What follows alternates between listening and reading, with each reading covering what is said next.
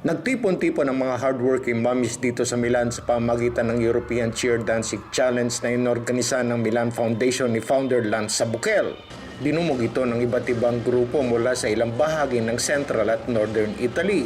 At kahit hectic ang schedule at walang kapaguran si PCG Milan Consul General Elmer Cato na galing pa sa consular service sa labas ng syudad, ay hindi niya kinalimutan dumalo sa Cheer Dancing Challenge. At tayo po sa konsulado ay nagpapasalamat sa ating mga kababayan dito sa Milan, mga leaders ng iba't ibang organisasyon katulad ng Milan Foundation na nanimuno sa mga programang ganito, mga physical fitness programs na nagbe-benefit yung ating mga kababayan.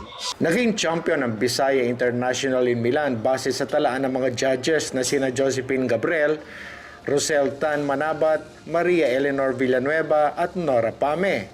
Hyper ang dating ng mga mommies at kung sa cheer dancing ang pinag-uusapan ay may mga kasama pang mga sigaw.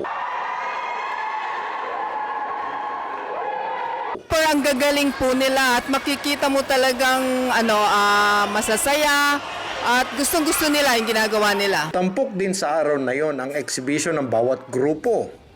Ang Ryan Dance Empire kung saan mahigit 20 mommies ang nag-perform. Naroon din ang Mamba Zumba ni Joey Lagan sa kanilang makabagong Zumba moves.